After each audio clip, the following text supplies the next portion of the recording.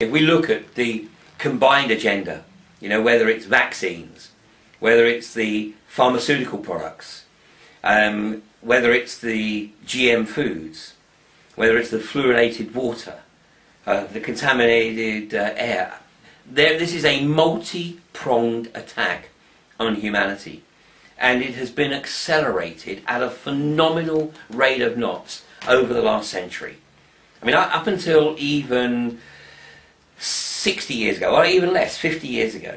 I mean, when I was a kid, we didn't have a fridge. We didn't need a fridge because my mother bought fresh produce from the farm just up the road from here every single day.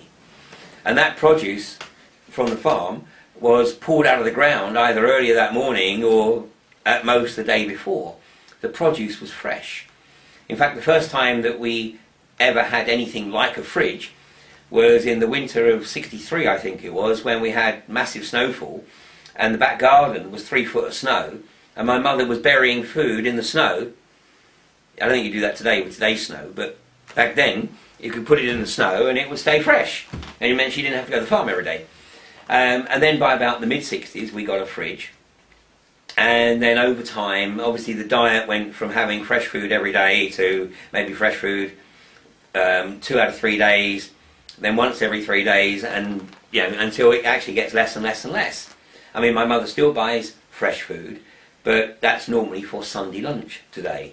The rest of the week it would unfortunately be packaged stuff from the supermarkets. Now, my parents are in their 80s and they've enjoyed a full and reasonably healthy life, as have many of their generation, because that generation grew up on healthy food.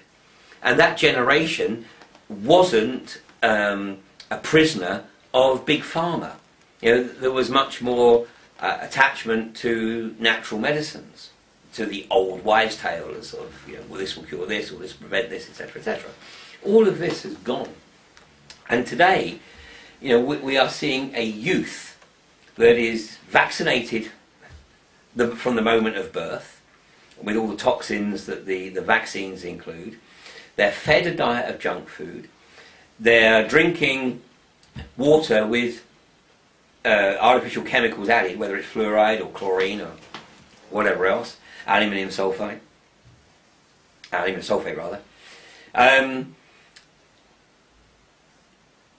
The junk food is becoming staple diet, with a total lack of nutrition, vitamins. I mean, people might as well eat the cardboard that the fast food is served in. In fact, one might argue that the cardboard might even be considered to be more nutritious. And now, of course, we're seeing that attack continue with the electronic assault. We're seeing the Wi-Fi. Young children being exposed to phenomenal levels of radiation. I mean, to see a 2 or 3 year old sitting there with an iPhone, I mean, to me it's just outrageous. I saw a young girl the other day, and she had a low-cut dress on, and the phone was in a pocket on her bra. So we have the phone. I mean, this is almost a recipe for guaranteed breast cancer at some future date. But this is the assault that we're having on the youth today. So the terraforming is literally being extended to the genetic manipulation of humanity through this assault, through pretty much everything that becomes part of their normal life. Because this is a synthesized lifestyle that people are living today, as opposed to the organic lifestyle of even 50 years ago. And as we were discussing a few hours ago, the most difficult people to have any kind of discussion that takes people outside of the orthodox consensus reality. The most difficult people are university graduates, are people who have got doctorates, because they have convinced themselves that their version of secular empirical material reality